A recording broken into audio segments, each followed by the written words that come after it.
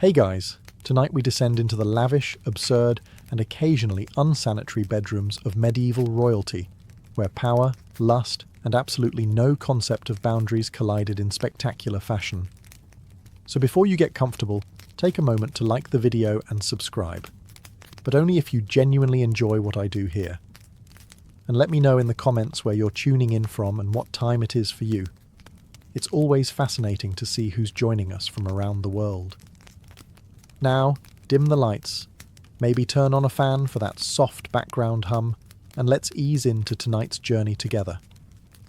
King John of England, also known as John Lackland, and informally, the worst dinner guest in British history, is best remembered for signing the Magna Carta, losing half of France, and somehow still finding time to be wildly inappropriate with most of the nobility's daughters.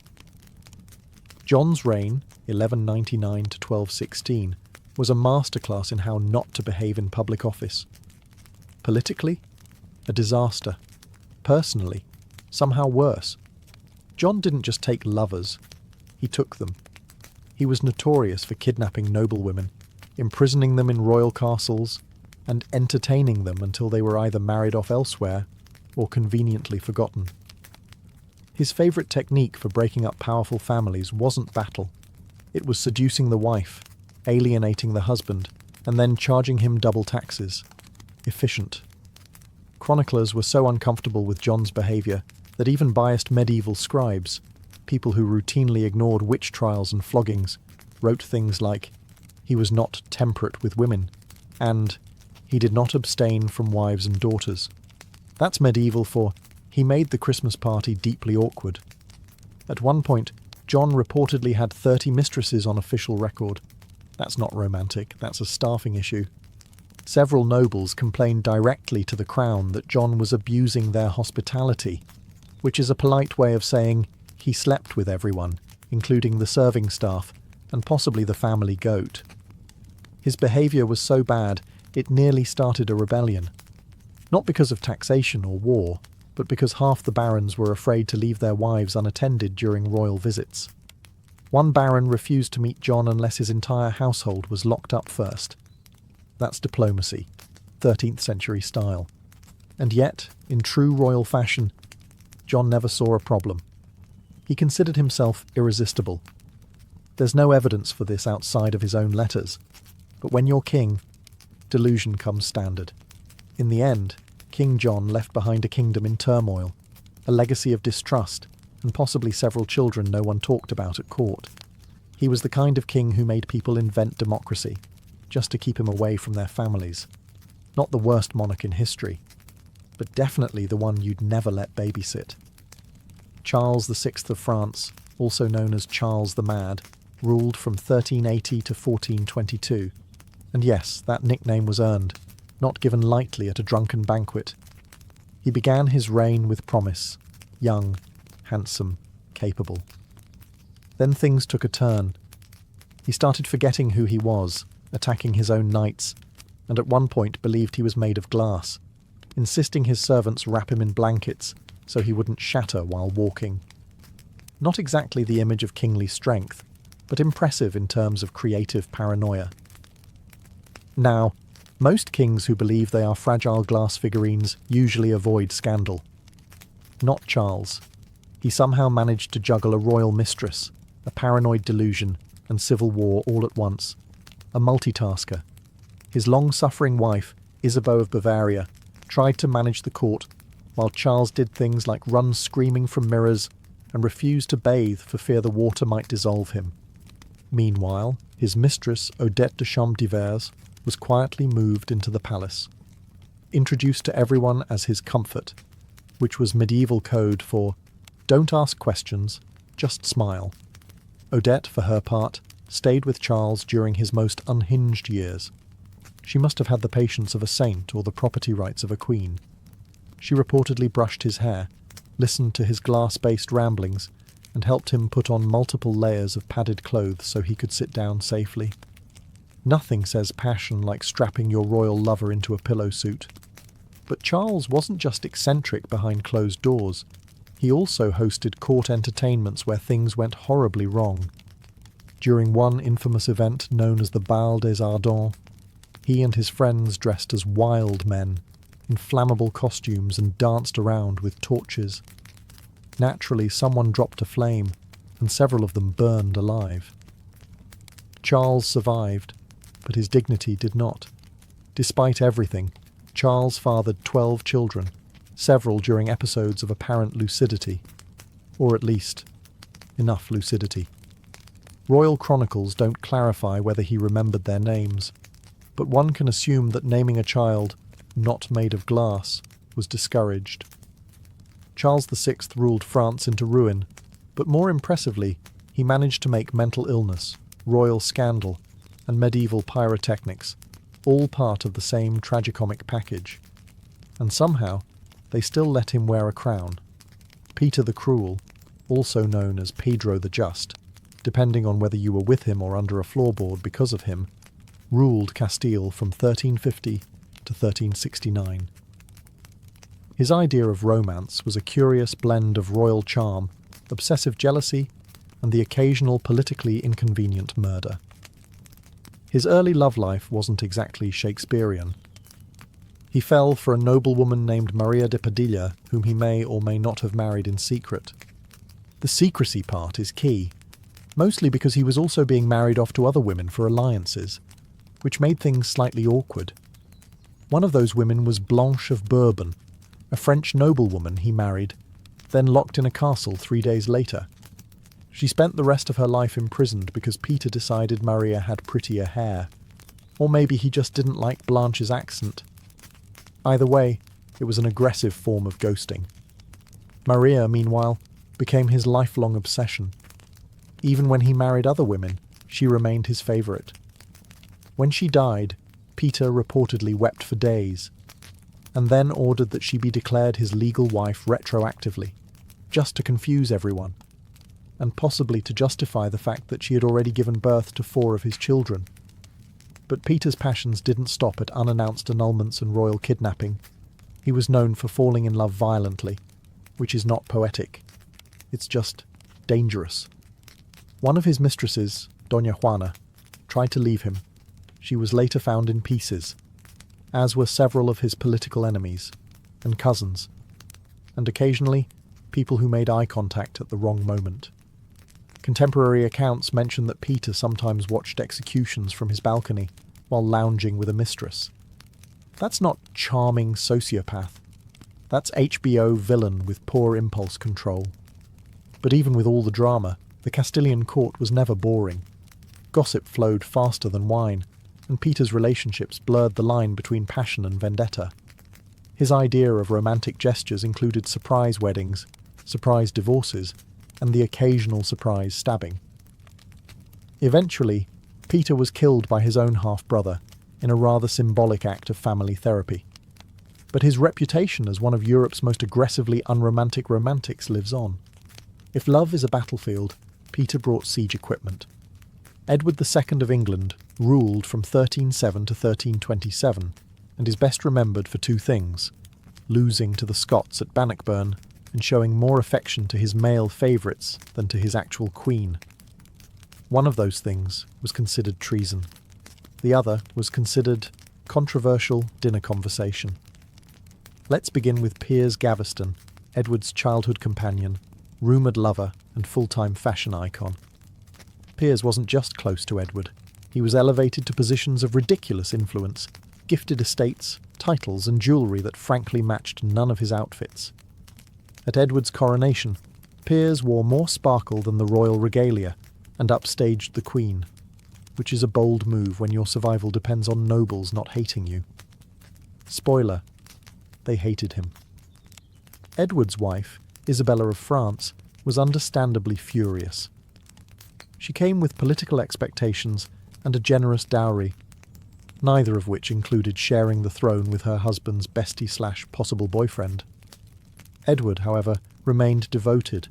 When the nobles demanded Piers be exiled, Edward sulked, sent him away, then brought him right back. Like a teenage breakup, but with castles and crossbows. Eventually, the barons had enough and executed Piers. Edward was devastated. Think full-on royal meltdown. Mourning clothes, public weeping, the whole medieval soap opera. His grief, however, did not lead to self-reflection. It just made room for a new favourite, Hugh Despenser the Younger. Hugh made Piers look like a subtle footnote. He wasn't just Edward's advisor, he was basically the second king. Land, titles, entire counties, Hugh got them. The rest of the nobility got angry. Isabella by this point switched from annoyed wife to full-blown vengeance avatar. She teamed up with a lover of her own, Edward's enemy naturally, invaded England and overthrew her husband. Edward was imprisoned, stripped of his crown, and possibly murdered by red-hot poker. Yes, that rumour exists. No, we're not discussing the physics of it. Let's just say, medieval revenge was rarely subtle. Edward II's reign was less about governance and more about personal drama so intense it could be a reality show. If the Plantagenets had Netflix, his season would have been banned in 3 countries. His mistake? Mixing politics with passion, ignoring everyone else, and assuming royal power meant nobody could touch him. Turns out, everyone could. Eventually. Wenceslaus of Bohemia ruled in the late 14th century, though ruled might be a generous term. He technically held titles like King of the Romans and King of Bohemia. But his real achievements were more along the lines of public nudity, aggressive drinking, and starting fights in his own palace. If you're thinking of good King Wenceslaus from the Christmas Carol, wrong guy. That was his ancestor. This Wenceslaus? Not good. Not even vaguely decent. He began with promise, crowned as a teenager, intelligent, multilingual, and capable. But somewhere along the way, he decided the royal wine cellar was more useful than the treasury, and started governing from the bottom of a goblet. Wenceslaus developed a reputation for hosting multi-day drinking sessions, where policy decisions were made between rounds of mead and inappropriate limericks. His advisors began carrying flasks, not to drink, but to survive negotiations. At court, debates often ended with someone flipping a table or being challenged to a duel using breadsticks. He also developed the charming habit of streaking through the castle, sometimes mid-meeting. One chronicler records Wenceslaus delivering royal edicts completely naked, except for a sword belt. His justification? Clothes are for the timid. Hard to argue with that kind of logic, when the guy with the crown also has a longsword and no pants.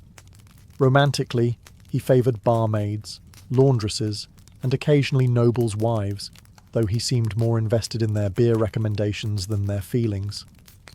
Affairs weren't scandalous at his court. They were practically job interviews. One noble accused him of seducing his sister. Wenceslaus shrugged and offered him a drink.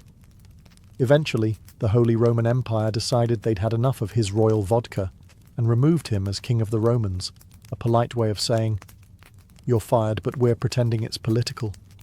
Even his own brother called him useless, undressed, and usually unconscious. Still, Wenceslaus somehow reigned in Bohemia for decades. His people tolerated him the way one tolerates a loud uncle at a wedding, with eye rolls, careful seating plans, and lots of alcohol. In the end, he left behind a shaky kingdom, a flooded wine cellar, and a royal legacy best summed up as, he ruled like every day was his last hangover. Henry VIII of England is what happens when unchecked power meets unchecked hormones. He ruled from 1509 to 1547, and spent most of it either getting married, getting divorced, or getting mad at the Pope for not supporting his questionable dating decisions.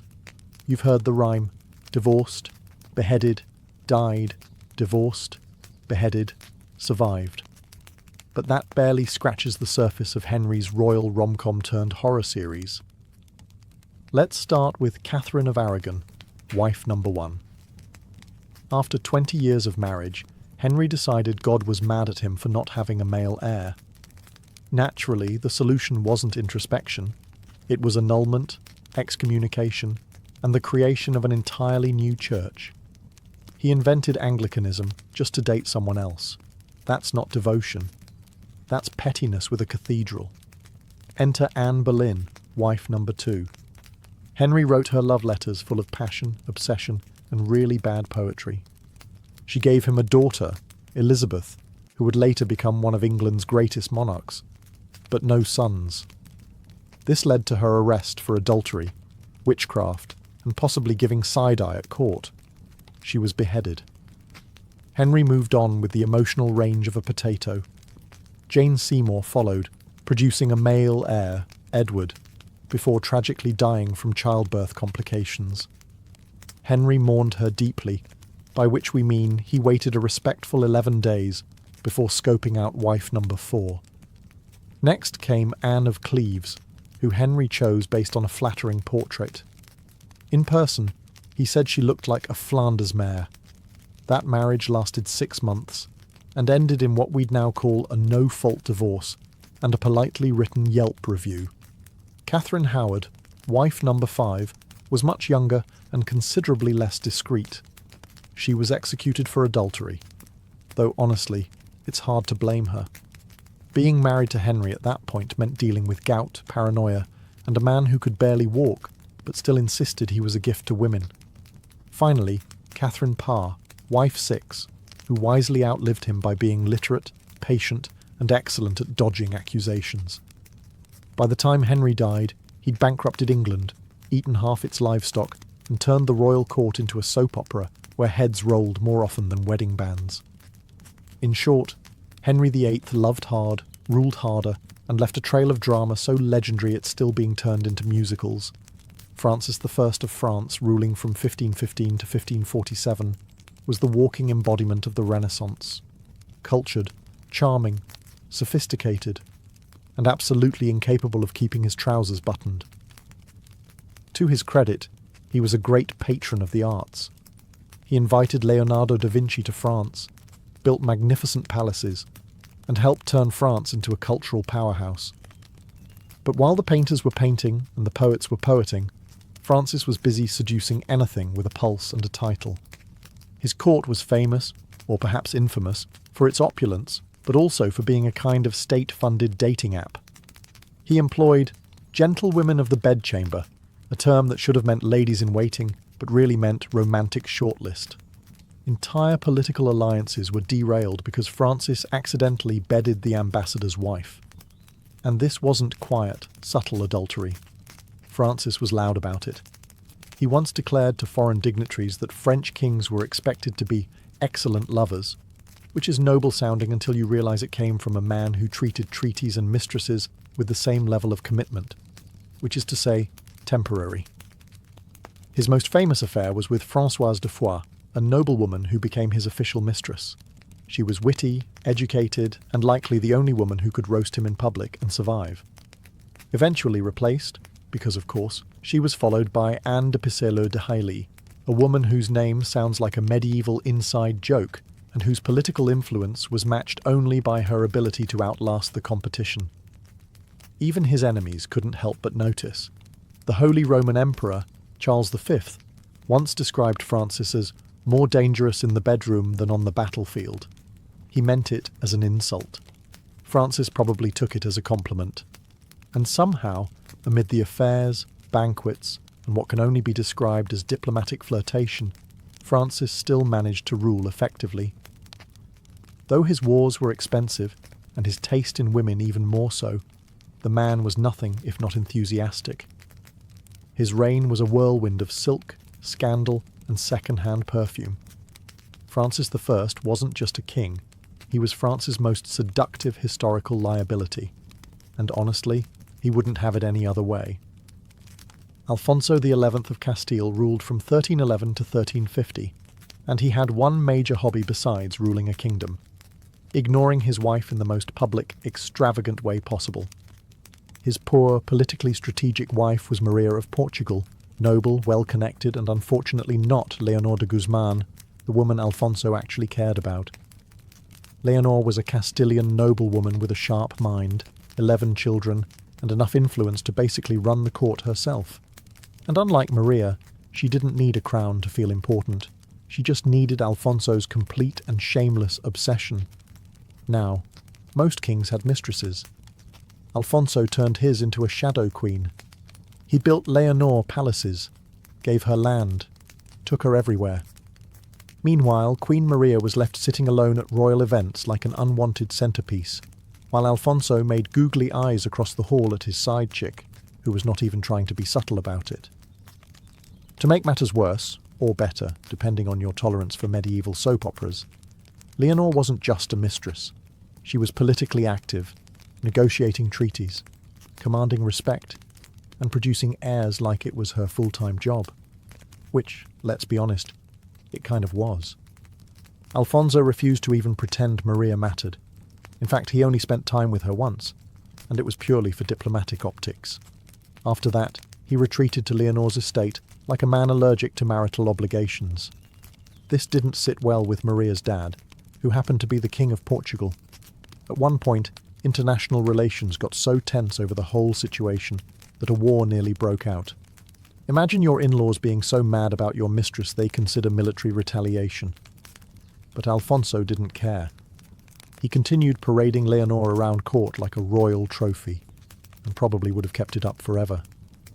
If the Black Death hadn't killed him in 1350. That's right. It took a literal plague to end his affair. After Alfonso died, Queen Maria finally had her moment. She had Leonor imprisoned and executed in a move that historians call vengeful, and most of us would call extremely fair. Alfonso's reign may be remembered for military victories, but let's be real. His true legacy was being one of the most publicly whipped kings in medieval history. Philip IV of France, also known as Philip the Fair, and no, not in the personality sense, ruled from 1285 to 1314. His nickname came from his good looks, which were unfortunately not matched by good behaviour. Outwardly, Philip was pious, serious, and all about moral reform. Inwardly, he was running a kingdom like it was a very tense reality show, complete with betrayal, secret trials, and a healthy dose of double standards, especially in the bedroom department. His most infamous scandal was the Tour de Nesle affair, a medieval sex scandal so messy it could have been scripted by HBO. It all started when Philip's daughter Isabella, yes, the same one who would later overthrow Edward II of England, noticed that her sisters-in-law were being a little too friendly with some knights. Suspiciously friendly. Like matching gift exchange and secret tower rendezvous friendly. Isabella tattled to Philip, who launched a royal investigation with all the subtlety of a sledgehammer.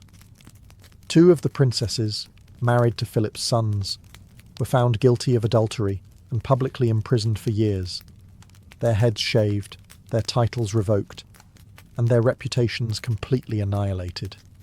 The 2 knights involved? Tortured, flayed, and executed in the public square.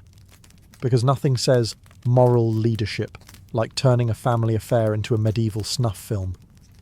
Now, here's where things get interesting. While Philip was handing out brutal punishments like candy, rumours swirled that he himself kept a few mistresses tucked away, in private rooms of the Louvre no less. Some whispered that he maintained a secret group of young women who were available to entertain visiting dignitaries. For diplomacy, of course. But unlike his daughters-in-law, nobody ever questioned the king's private affairs. Because when you're the one writing the rules, it's amazing how sin becomes strategy. Philip also had a special knack for using religion when convenient. He went after the Knights Templar for supposed heresy, but everyone knew it was about their money. It was the medieval equivalent of arresting your banker and calling it divine justice. So yes, Philip may have looked like a model of piety and honour. But behind that sculpted jawline and royal glare was a man with a deep commitment to hypocrisy, and a working knowledge of where all the castle's secret doors were. Sigismund of Luxembourg, King of Hungary, King of the Romans, and eventually Holy Roman Emperor, was the kind of man who collected crowns the way other men collected wine goblets, which he also collected, enthusiastically. Reigning from the late 14th to mid-15th century, Sigismund was smart, multilingual, and politically savvy. He also had a personal life so scandalous it would make a tavern bard blush. To begin with, Sigismund was married to Queen Mary of Hungary, a powerful woman in her own right. But marriage to Sigismund was more of a polite formality. He preferred his relationships less lawful, more frequent, and ideally, not followed by conversation. His romantic side projects included noblewomen, laundresses, and at least one Italian opera singer, long before opera existed, which speaks to his innovative spirit. Court officials often lost track of his mistresses, not because there were so many, but because they changed so frequently. Some historians suggest they just started numbering them. At court, his mistresses had their own quarters, servants, and in one case, a private chapel, which is either deeply romantic or just wildly inappropriate, depending on how you feel about praying next to someone's mistress. Sigismund also had a fondness for disguises, particularly dressing as a commoner and sneaking into towns. Sometimes it was for espionage, sometimes to flirt with local women under the guise of being a very tall merchant. Apparently, nobody found this suspicious, despite him being the only merchant with a full entourage of servants wearing royal crests.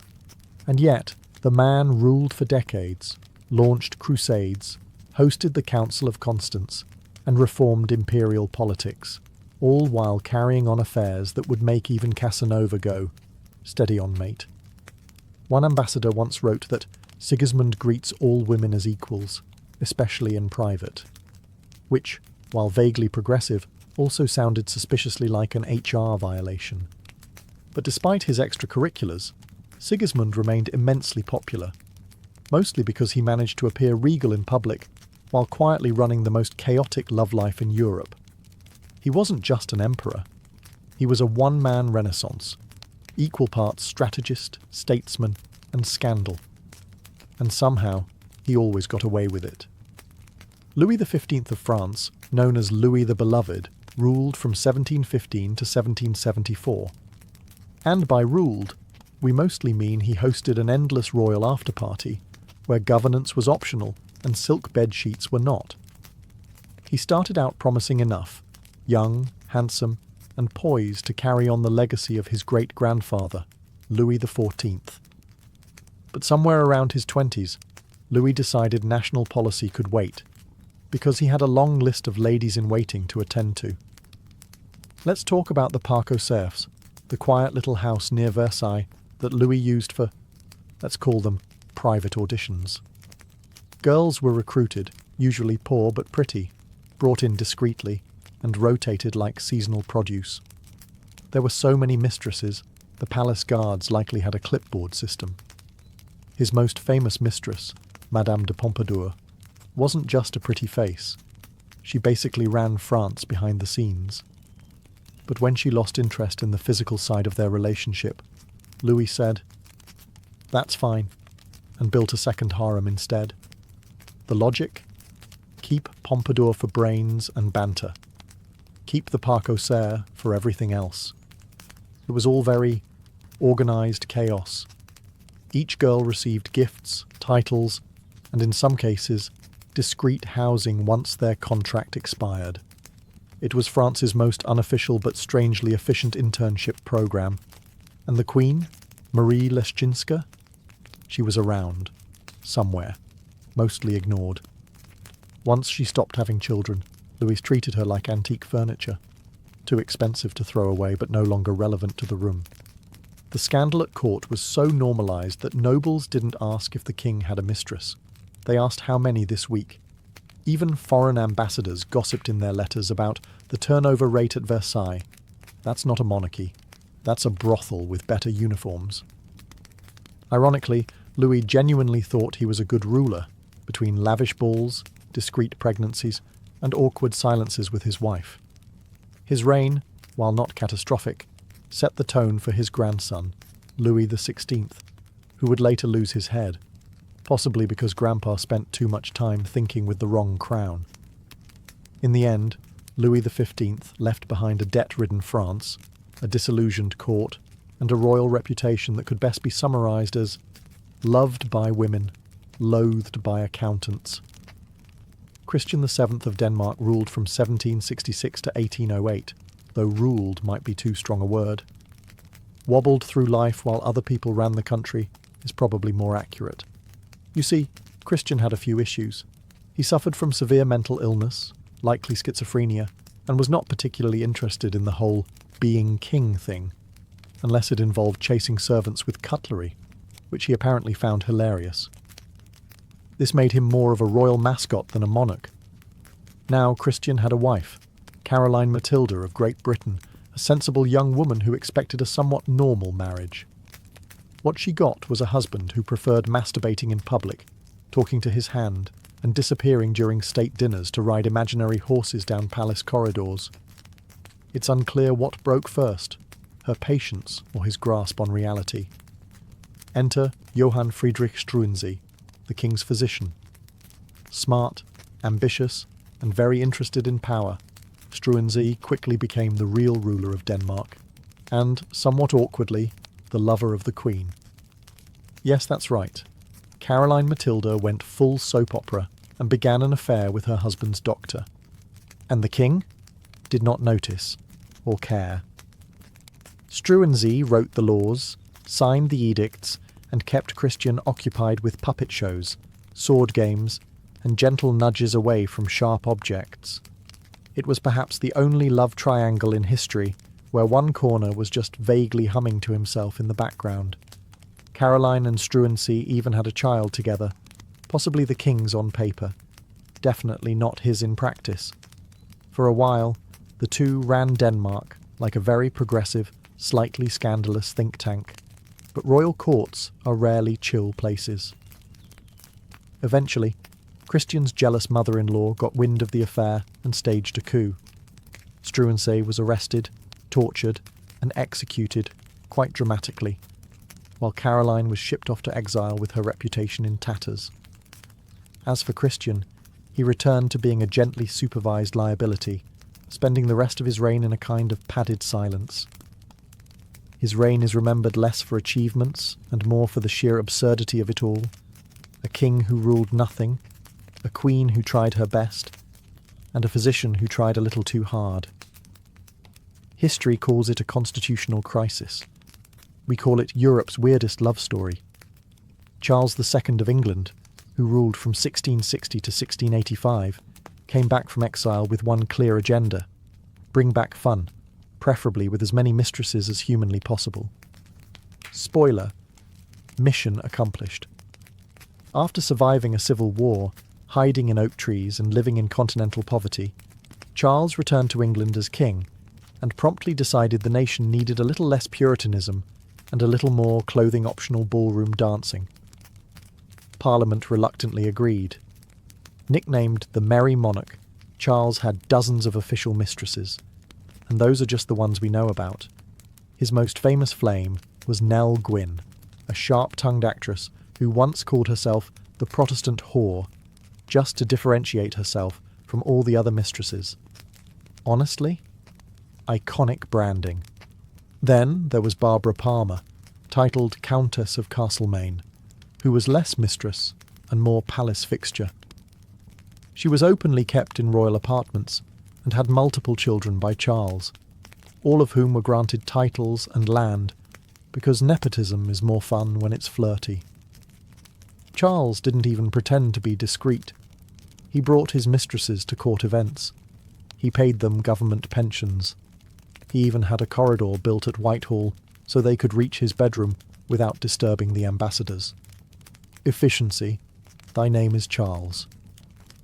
Queen Catherine of Braganza, his long-suffering wife, endured it all with quiet dignity and possibly a flask. She bore no children, and Charles reportedly said, "She could not bear children, but she never gave me trouble," which is both a compliment and a red flag. Charles fathered at least 14 illegitimate children, and acknowledged most of them, giving them noble titles and throwing elaborate birthday parties. Meanwhile, the legitimate line remained childless, as if karma had a sense of humour.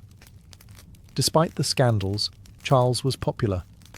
He reopened theatres, legalised fun, and restored monarchy with flair, wigs, and more eyeliner than his actresses. The people forgave him everything, mostly because he made monarchy look like a party. When he died, his final words were, "Let not poor Nelly starve," not "God bless England," not "Tell my brother to rule wisely," just "Feed the mistress."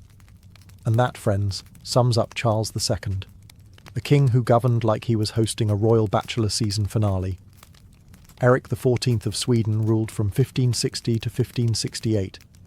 A short reign, but long enough to leave behind a legacy of paranoia, poetry, and utterly catastrophic dating choices. Now, Eric started out promising. Tall, handsome, fond of astronomy and the arts, the kind of king who might write you a love sonnet and then explain planetary orbits over dinner. He was also obsessed with astrology, so he rarely made decisions without checking the stars first. Unfortunately, the stars never told him to chill. Eric had a thing for noble women, but not in the subtle, whisper-in-a-garden kind of way.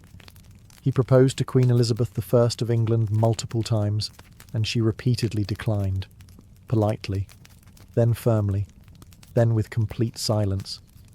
Eric didn't get the hint and even sent portraits of himself as gifts, which is the 16th century equivalent of sliding into someone's DMs with a shirtless selfie and a marriage contract.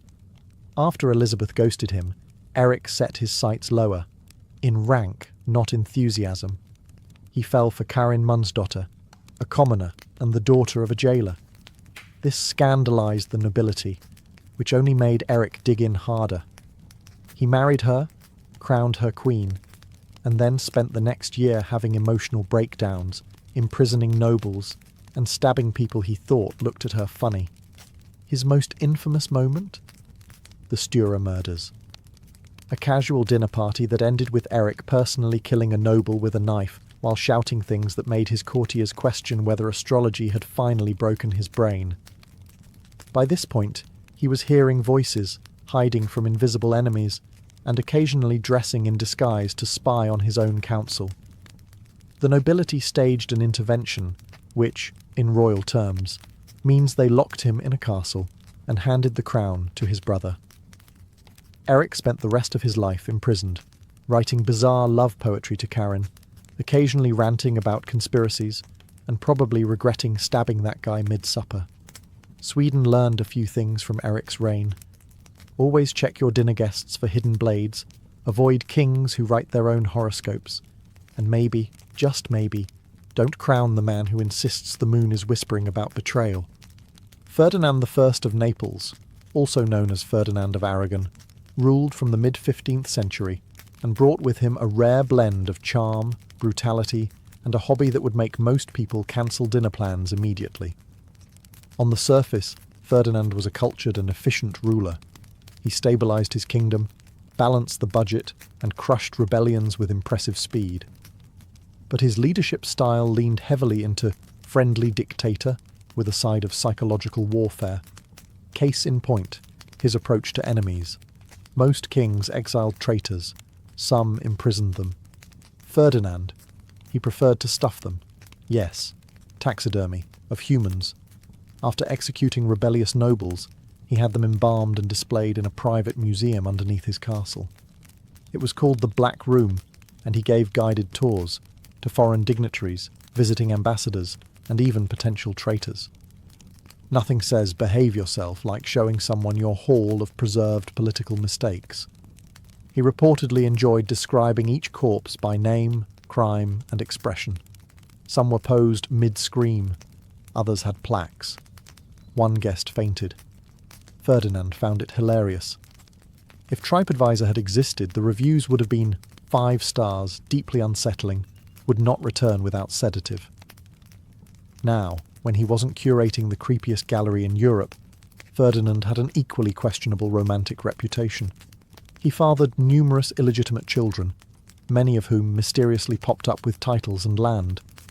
His official queen was just one lady among many, and it's suspected that Ferdinand saw marriage as more of a suggestion than a rule. His mistresses ranged from noblewomen to peasants, with the only common factor being his complete disregard for discretion. Royal banquets sometimes doubled as flirtation contests. One ambassador noted that Ferdinand never dined without sampling from multiple courses, political and otherwise. And yet, despite all this, Ferdinand remained popular. His people admired his strength. Nobles feared him. And visiting enemies, upon seeing the Black Room, quickly lost interest in rebellion. He ruled for decades, died in his bed, and passed the kingdom to his legitimate-ish heirs. Ferdinand's legacy? A stable kingdom, a terrifying basement, and the firm understanding that some kings build alliances, others collect warning signs in glass cases. The year was 1119. The dust of the First Crusade still clung to the broken stones of Jerusalem. Christian pilgrims were flocking to the Holy Land in droves, believing the sacred city was now safe. But outside the city walls, it was chaos. Bandits prowled the roads. Muslim warbands struck caravans, and travellers were butchered or sold into slavery. The dream of Christian safety in the East was collapsing. That's when a knight named Hugues de Payan, along with 8 companions, made a vow. Not to a king, not to a lord, but to God. They pledged to protect Christian pilgrims with their lives, not just as soldiers, but as monks. They took vows of poverty, chastity, and obedience. No wives, no gold, no lands, just horses, swords, and faith. They called themselves the poor fellow soldiers of Christ and of the Temple of Solomon. A mouthful, yes, but that final phrase mattered, because King Baldwin II gave them quarters on the Temple Mount, where the ruins of Solomon's temple stood. From this holy ground, they took their name, the Knights Templar. For 9 years they remained a tiny group, unofficial, underfunded, and dangerously committed. They lived like beggars, borrowing armor, sharing war horses, training like maniacs. But they were disciplined, devout, dangerous, and their reputation began to spread. It wasn't long before their strange blend of monk and warrior caught the attention of one of the most influential men in Christendom, Bernard of Clairvaux. Bernard was no ordinary abbot. He was a spiritual rock star.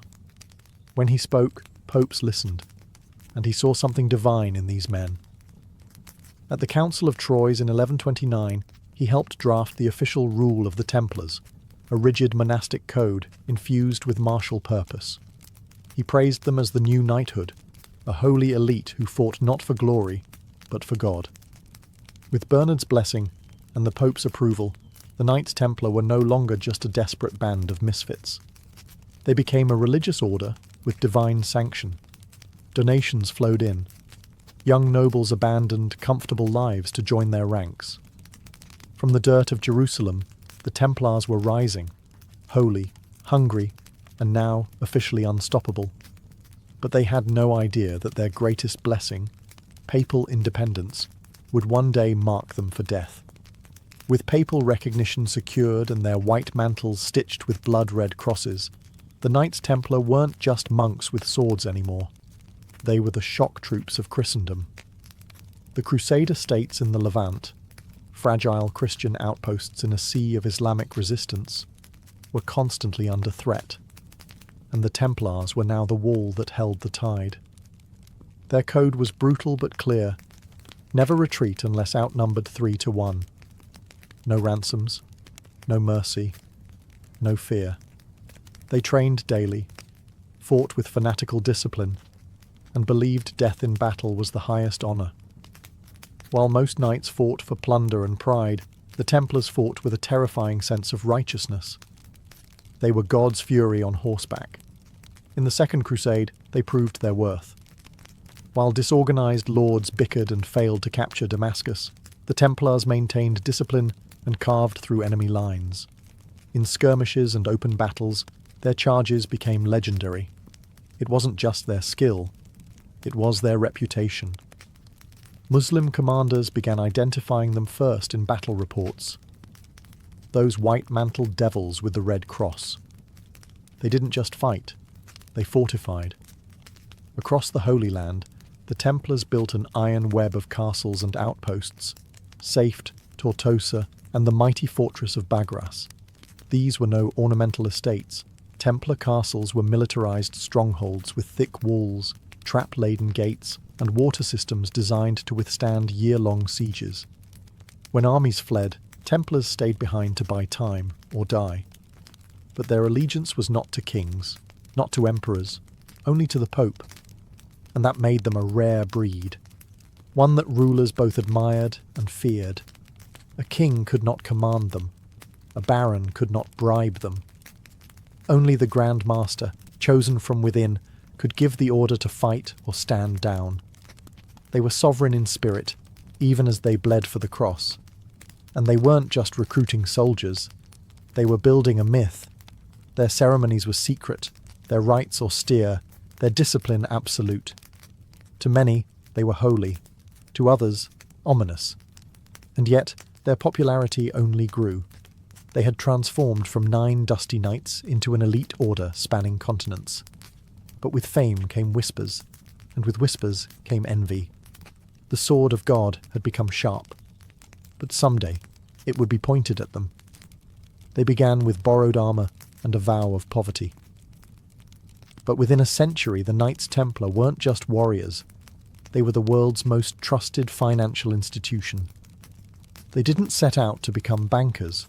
War made them rich. Faith made them trusted. And necessity made them brilliant. It started with donations. Nobles eager to support the Holy Land gifted them land, gold, livestock, even entire villages. The Templars didn't just hoard it, they managed it, carefully, strategically. They built commanderies across Europe, agricultural estates run like efficient businesses. Everything was accounted for: grain, livestock, taxes, tithes. A monk in England could be sending money to support a battle in Jerusalem within weeks. That kind of reach was unheard of. Then came the banking system.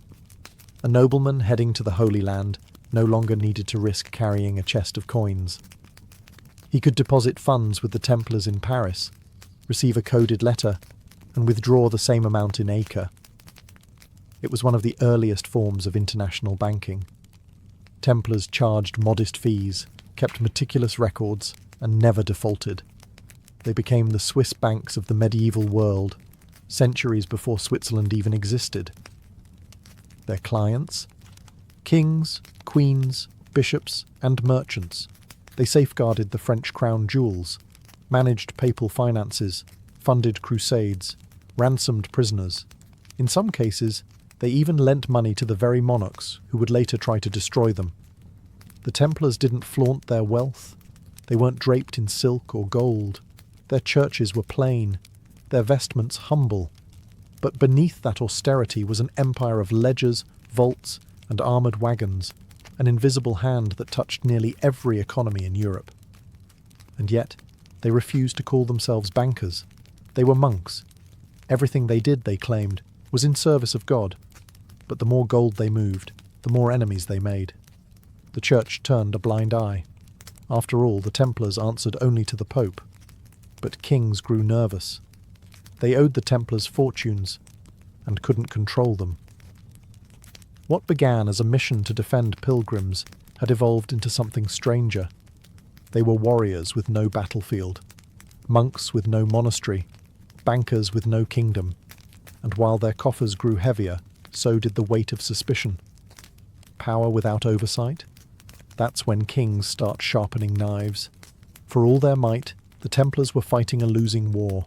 The Crusader states, outre-mer, were castles in the sand, constantly battered by the waves of Islamic resurgence. And leading that tide was Saladin, the brilliant Sultan of Egypt and Syria. Unlike the disorganized and often petty Crusader lords, Saladin was a unifying force. And he had one goal: retake Jerusalem. In 1187, that goal was realized at the Battle of Hattin. The Templars were there, fighting to the last. But they were crushed, outmaneuvered, outnumbered, and surrounded in the searing heat. The Christian army was annihilated. Saladin captured hundreds of knights. Most were ransomed. But when it came to the Templars, no mercy. He executed nearly all of them. To Saladin, they were too dangerous to keep alive. The loss of Jerusalem wasn't just a military blow. It was a spiritual crisis. The city they had sworn to protect was gone. The Holy Sepulchre was back in Muslim hands. And with it, the Templars' original purpose had begun to crumble. Still, they regrouped. The Third Crusade brought reinforcements and Richard the Lionheart, who respected and relied on the Templars in battle. But even he couldn't retake Jerusalem. Over the next century, the Crusader states shrank like dying embers. One by one, cities fell: Antioch, Tripoli, and finally Acre in 1291. The last Templar stronghold in the Holy Land was lost. They retreated to Cyprus, where they built new headquarters and tried to maintain relevance. But something had shifted. They were still warriors, but with no Holy Land left to defend. What were they fighting for? Their castles stood empty. Their legends grew dusty. Their discipline, once their hallmark, began to fade. At the same time, rival orders like the Hospitallers gained ground. Accusations of pride, corruption, and arrogance followed the Templars across Europe. Some whispered they had grown too rich, too secretive. Others said they were hoarding relics, dangerous ones. The East had shaped them, forged them, broken them. And now without it the Templars were adrift. They still had their wealth, their network, their aura of power. But they had lost the thing that made them essential: a sword with no war, a brotherhood with no crusade. And in that vacuum, powerful enemies were watching. By the dawn of the 14th century, the Knights Templar were still rich, still feared, and still powerful. But for the first time in their history, they were also irrelevant. The Holy Land was lost. No more crusades were on the horizon. They had become a military order with no war, a religious order with no clear mission, and a financial powerhouse that answered to no king. And that made them a target. No one eyed them with more suspicion or greed than King Philip IV of France. Known as Philip the Fair, he wasn't called fair for his sense of justice. He was deep in debt, bankrupt from wars with England and Flanders. And the Templars? They were his creditors. He had borrowed massive sums from them to fund his armies and keep his throne. But Philip didn't like being in debt, especially to men he couldn't control. Worse, the Templars were politically independent. They answered only to the Pope, not to the crown. They held land in France but paid no taxes to the king. They had their own fortresses, their own courts, their own armies. To Philip they were a dangerous state within his state, untouchable, immovable, and unbearably rich. So he began planning. Philip's propaganda machine got to work.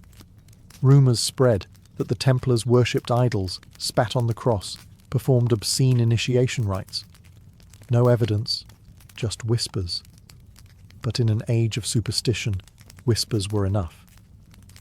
He leaned on his puppet pope, Clement V, pressuring the papacy to investigate.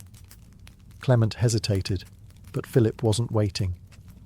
In secret, Philip orchestrated one of the most coordinated mass arrests in medieval history. He set a date, gathered his soldiers, prepared his torturers. And on one cold Friday morning in October 1307, Friday the 13th, he struck. All across France, Templar knights were seized, interrogated, imprisoned, tortured. Confessions were forced. Some broke within hours. Others resisted until their bodies did. It was treason wrapped in holy justice, and it worked. The public, once loyal, began to turn. The Pope, pressured and humiliated, found himself cornered. The tide had turned not in battle, but in politics. And the warrior monks who once rode into enemy lines now sat chained in dungeons, accused of sins that no sword could defend. October 13th, 1307. The day that forever cursed Friday the 13th in the Western imagination. At dawn, across every corner of France, armed men moved in silence. Their orders were clear. Arrest every Templar you can find. No warning, no resistance allowed. The king's justice had arrived, with swords drawn and warrants sealed in secrecy. Thousands of knights were dragged from their beds, some in full armour, others in prayer. Grandmaster Jacques de Molay was taken in Paris, betrayed by the very kingdom whose crown jewels he had once safeguarded. Across cities and countryside, Templar commanderies were raided, their vaults cracked open, and their libraries seized. The charges were fantastical: heresy, idol worship, spitting on the cross, sodomy, devil rituals. Most of it was invented whole cloth by Philip's lawyers. But in an era of fear and religious zealotry, it didn't need to be true. It just needed to be believable. And the Templars? They were silenced with fire and iron. Torture chambers lit up across France. Men were stretched, burned, crushed, flayed, until their confessions dripped from them like blood. They admitted to whatever their inquisitors wanted: that they denied Christ, that they worshipped a severed head named Baphomet, that they kissed one another in secret ceremonies. Under unbearable agony, even Grandmaster de Molay confessed, then later recanted. It was theatre masquerading as justice. A king destroying his creditors by accusing them of sins so grotesque, no one dared defend them. The Pope, Clement V, was humiliated. He had tried to mediate, but Philip had moved too fast, too ruthlessly. Backed into a corner, Clement ordered his own investigation. Other countries, like England and Spain, hesitated. In many cases, the accusations were dismissed or the Templars released. But in France, the machinery of condemnation rolled on. Philip confiscated their wealth, though much of it mysteriously disappeared. Some whispered the Templars had moved their treasure. Others claimed it had never been found. Still others said the real treasure wasn't gold, but knowledge, secrets, relics, the Holy Grail, the Ark of the Covenant. Whatever the truth, the damage was done. The Templars were no longer a brotherhood. They were fugitives, prisoners, dead men walking. The king had dealt his blow, not with armies but with ink, fire, and lies. And the world would never look at the Red Cross the same way again. By 1312, the end was inevitable. The Knights Templar, once the most powerful military order in Christendom, had been reduced to broken men in dark cells. Their confessions, wrenched out under torture, were used as justification for what came next. And what came next was dissolution. Under intense pressure from King Philip IV, Pope Clement V formally disbanded the Templar order at the Council of Vienne in March 1312. The papal bull Vox in Excelso stripped them of their titles, their holdings, and their very identity. Officially, the Templars were no more.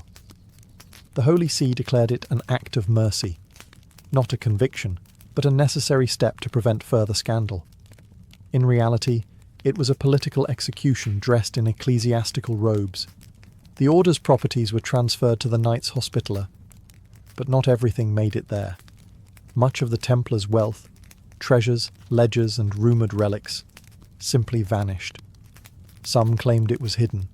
Others believed it was quietly absorbed by Philip's treasury. Whatever the case, the Templars' vast financial empire dissolved like smoke, leaving behind only questions. But the final act had not yet played. In 1314, Grandmaster Jacques de Molay, who had spent 7 long years in prison, was led out to a scaffold in Paris. He was to be executed alongside Geoffroy de Charnay, another senior Templar. Both had recanted their confessions, insisting until the end that the order was innocent. And for that defiance, they would burn. They were tied to a wooden stake on a small island in the Seine. As the flames rose, de Molay shouted through the smoke, calling on God to judge those who had condemned him. According to legend, he cursed both King Philip and Pope Clement, declaring they would die within the year. And they did. Clement succumbed to illness within a month.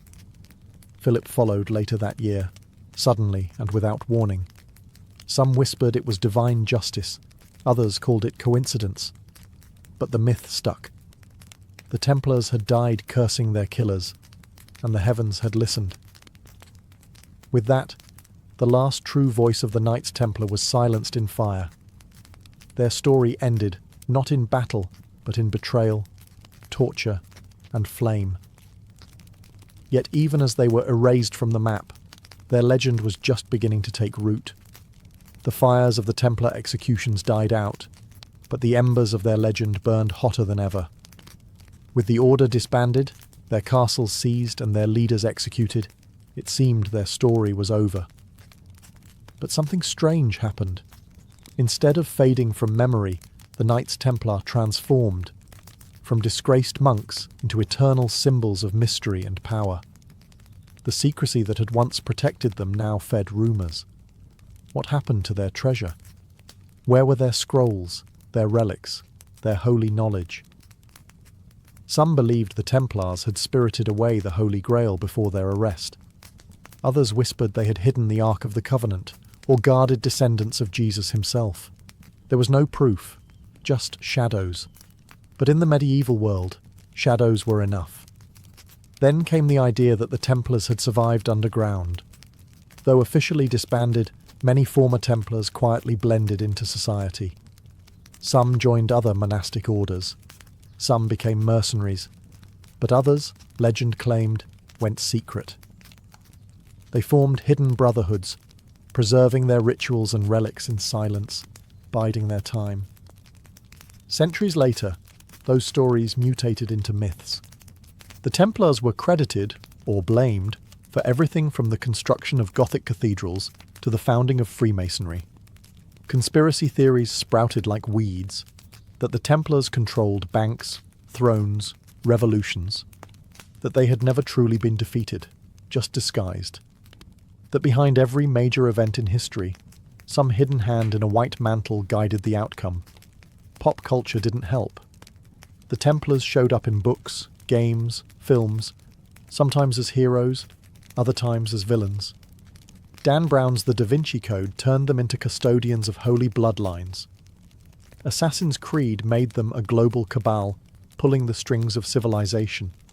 Each retelling distorted the truth, but fed the fascination. In reality, the Templars were flesh and blood. Brave, yes. Flawed, certainly. Religious warriors who tried to mix monastic vows with the violence of war, and paid the price. But myths endure because they offer something history often can't: answers, meaning, mystery. The real Templars died on scaffolds and in dungeons, but the mythological Templars? They still ride in the imagination, eternal, armoured and cloaked in secrecy. And in that sense, Philip the Fair failed. He destroyed their bodies. But their legend? Untouchable. More than 7 centuries have passed since the last Grand Master of the Knights Templar was burned alive on the banks of the Seine. But the Red Cross still lingers, in literature, in architecture, in symbols carved into old stone and whispered through conspiracy theories. The Templars may be gone, but their legacy is anything but dead. They were more than just warriors. They were innovators. In an age when kings still ruled by divine right and banking was seen as a sin, the Templars created a pan-European network of finance, logistics, and diplomacy. Their letters of credit prefigured modern checks. Their commanderies functioned like regional branches of a multinational corporation. They were an early blueprint for globalization, built not with stock markets, but with swords and sacred vows. Militarily, they redefined what it meant to be a knight. Before the Templars, chivalry was a personal code, flexible and often ignored. The Templars turned it into an institution, a discipline enforced with brutal consistency. They weren't lone champions jousting for glory.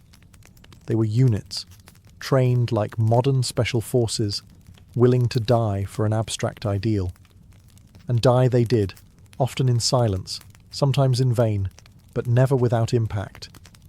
Culturally, they changed how the West viewed religion and warfare. The concept of the warrior monk challenged the notion that holiness and violence were incompatible. They showed that belief could be weaponized, not just in battle, but in politics, finance, and propaganda. And when they fell, it was that same belief in their supposed heresy that justified their destruction. Their fall also served as a cautionary tale. The Templars became a symbol of unchecked power, answerable to no one, protected by the Pope, richer than kings. Their downfall exposed the fragility of institutions, even those wrapped in divine authority. It was a medieval version of a corporate takedown, executed not by shareholders, but by royalty in Rome. Today, Their image is more myth than man. But myths shape memory. And the memory of the Templars, courageous, flawed, betrayed, reminds us that history isn't just written in victories. Sometimes it's etched in ash. So the next time you see a red cross on white cloth, remember, it was once worn by men who believed they were doing God's work, until politics, ambition and fear decided otherwise.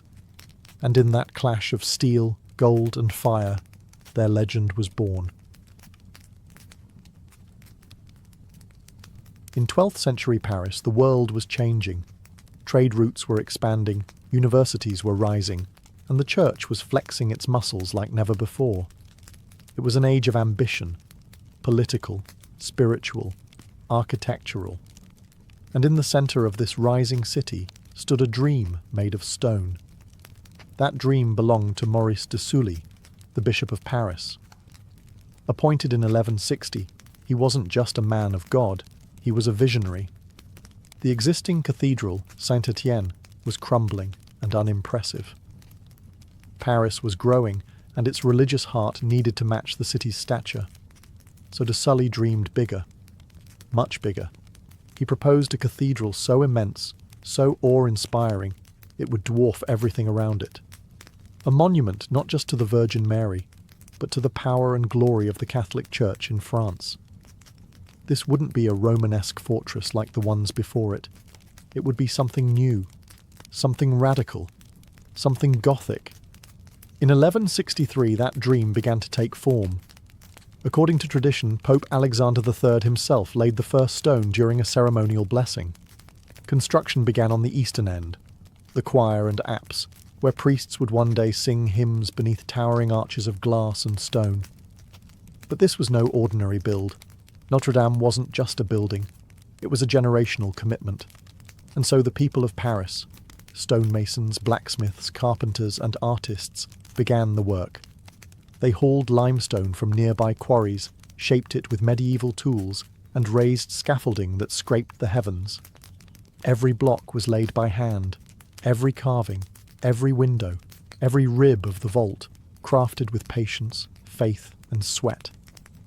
It would take decades to complete even the first sections.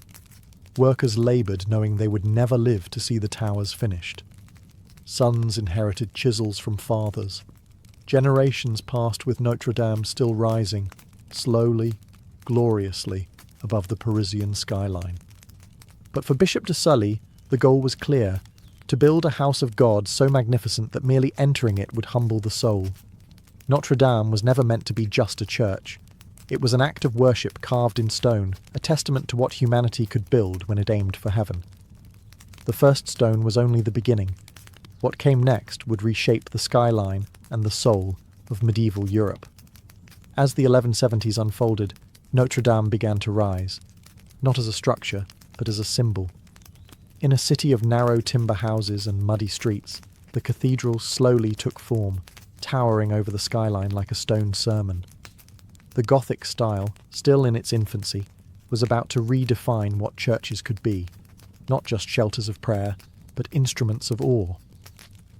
The work moved from east to west, beginning with the choir, where priests would one day perform sacred rites, and then to the nave, the vast open space for the common faithful. The architecture was revolutionary. The walls were thinner, the ceilings higher. The pointed arches allowed more weight to be shifted downward. And those ribbed vaults? They didn't just support the ceiling. They sang upward, drawing the eye and the soul toward heaven. But perhaps the most radical idea was light. Unlike the dim Romanesque churches of old, Notre Dame was built to glow. Massive stained glass windows began to appear, filtering coloured light into sacred geometry. Scenes from scripture burst into life with the rising sun. The church wasn't just telling stories anymore, it was illuminating them. Every piece of Notre Dame had meaning. The columns weren't just supports, they represented saints. The archways weren't just decoration, they were passageways to salvation. The stone was theology, and the masons were its scribes. Meanwhile, outside the walls, Paris was transforming. The cathedral became a heartbeat. Markets clustered around it. Sermons echoed across the Seine. Students from the burgeoning University of Paris gathered in its shadow. Notre Dame wasn't just a building, it was becoming the soul of the city. Yet progress was slow. There were no cranes, no power tools, just muscle, wood scaffolding, and endless resolve. Hundreds of workers toiled year after year. When one died, another took his place. Names were rarely recorded. Their reward wasn't fame, but faith. They built not for themselves, but for God and generations unborn. By 1200, the choir and much of the nave stood tall. The outlines of a miracle were taking shape. Notre Dame was no longer a dream. It was stone and glass, sweat and prayer. And just as the structure reached skyward, so too did the ambitions of its builders. Because what they planned next would defy gravity and reason. Notre Dame was unlike anything the city had ever seen, but it was also dangerously ambitious. As the walls rose and the vaulted ceilings expanded, a problem emerged. The weight. The stone ceilings pressed outward, not just downward. The higher the vaults climbed, the more they threatened to push the walls apart. Traditional Romanesque churches solved this with thick walls and tiny windows. But Notre Dame was built to breathe, to glow, to reach the heavens in both spirit and space. That's when the Masons did something revolutionary. They took a bold architectural idea, one barely tested at the time, and ran with it, the flying buttress. These weren't mere supports. They were external arms of stone, arching from the upper walls down to solid piers standing apart from the main building. Like skeletal wings, they braced the cathedral from the outside, transferring the outward force of the ceiling into the ground, where it could do no harm. From the ground, they looked impossibly delicate, like lace made of limestone. But they were engineering genius, and they allowed Notre Dame to become what it was always meant to be, a structure of air, light, and impossible height. The use of flying buttresses changed everything. With the pressure off the interior walls, the builders could add even more windows. The great rose windows, vast wheels of stained glass depicting saints, angels, and apocalypse, were no longer a dream. They became reality. Colour exploded into the sacred space, and God's stories now came not just from the pulpit, but from sunlight itself. Ironically, the original plans for Notre Dame didn't include flying buttresses. Early Gothic builders hadn't yet grasped their full potential. But as the structure grew, so did the strain. The masons adapted on the fly, literally. They began adding these stone wings in the early 1200s, turning necessity into poetry. Critics at the time were divided. Some thought the exposed supports were unsightly, interrupting the clean silhouette of the building. But most stood in awe. Notre Dame looked like it was being held in place by stone angels mid-flight. The cathedral was no longer just a house of God. It was a living demonstration of what faith and math could build together. A hymn carved in gravity-defying limestone, and its wings had only just begun to spread. By the early 1200s, Notre Dame had already transformed the Parisian skyline, but its most iconic features were still taking shape. As the eastern end neared completion, attention shifted westward. What rose there would become the face of the cathedral, the part most people would recognize first: the twin towers and the monumental west facade. This facade wasn't just an entrance, it was a statement, spiritual, architectural, and political. The church wanted you to feel small as you approached it, and it succeeded. The doors soared to impossible heights. Above them, rows of sculpted kings, prophets, saints, and demons watched every visitor. You weren't just entering a building, you were walking into sacred judgment. Construction began on the west towers around the 12th and 20s. Like everything else at Notre Dame, they took decades to finish. Each tower rose in stages, block by block, higher and higher, until they reached nearly 70 meters tall. And yet, they were never completed as originally planned. No spires, no needlepoints, just massive, flat-topped silhouettes, majestic in their simplicity. Between the towers sat the Gallery of Kings, 28 statues representing the monarchs of Judah, misunderstood during the French Revolution as French kings and tragically decapitated by angry mobs. But during the 13th century, they sent a clear message: divine right, heavenly order, sacred rule. The church and the crown walked hand in hand, and this was their front porch. Below them, the three great portals served as theological storytelling in stone. The central one, the portal of the Last Judgment, was carved with Christ seated in glory, flanked by angels, demons, and resurrected souls rising from their graves. To the illiterate masses, these scenes weren't decoration. They were doctrine. The message was clear: enter with reverence. Eternity starts here. Above the doors, a rose window bloomed into being, nearly 10 meters across, framed by intricate tracery and flanked by statues of the Virgin Mary and Child. Light passed through coloured glass like a divine spotlight, projecting saints across the nave. By the mid-1200s, the towers were nearly done. The facade stood complete, solemn, symmetrical, overwhelming. It was a fortress of faith, a billboard for God's authority, and a warning to the sinner. And yet, the builders weren't done. The heart of Notre Dame still needed finishing. The transept, the roof, the spire that would one day pierce the clouds. They had built its face. Now they would give it a crown. With the towers and west facade standing in proud defiance of gravity, Notre Dame was becoming more than a shell. It needed a soul, and that soul lived inside, within the vast expanse of its nave, its transepts, and its sacred choir. These were the spaces that would carry the voices of monks, the footsteps of kings, and the prayers of thousands. By the mid-1200s, work focused on the transepts, the arms of the cross-shaped layout that gave Gothic cathedrals their iconic floor plan. Under architect Jean de Chelles, and later Pierre de Montreuil, these wings were expanded and adorned with new rose windows, even more ornate than those on the western end. The north transept featured a luminous window that bathed the space in cool blues and heavenly purples.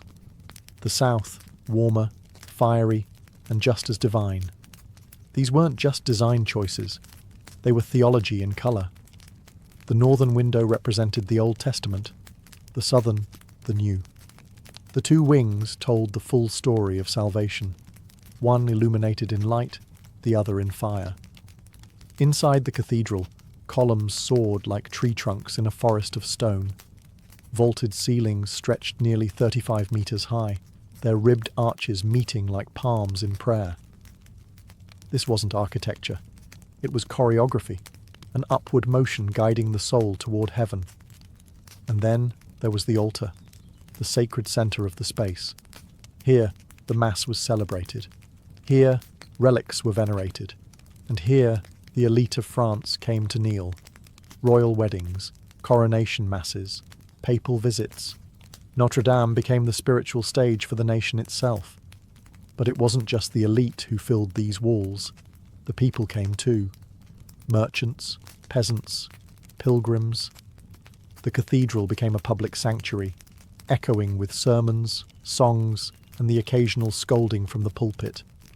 It was a place to witness miracles, or to beg for one.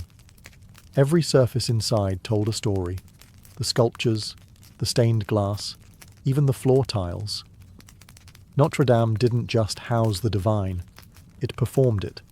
Faith was everywhere, carved in stone, floating in incense, radiating from glass. By the late 13th century, the interior was nearly complete. The heart of the cathedral beat strong. But it still lacked one thing, a crown to pierce the heavens. And that's when they began building the spire. By the end of the 1200s, Notre Dame already looked like a miracle. Its towers soared, its nave echoed with sacred chants, and its rose windows flooded the interior with divine light. But something still seemed unfinished. The cathedral had a face, a heart, and wings, but no crown. No vertical accent to lead the eye beyond the roofline and into the heavens. That's when plans began for the spire. Unlike the twin towers, which were heavy and grounded, the spire would be elegant, an upward-pointing needle rising from the crossing of the transept, right at the centre of the church's cruciform layout. Constructed from oak and clad in lead, the original spire was both a technical challenge and a spiritual statement. This wasn't just decoration. It was the exclamation point of Notre Dame, its most visible prayer. Its construction demanded master carpenters and metalsmiths. Oak beams were hoisted by human power, winches, pulleys, scaffolding.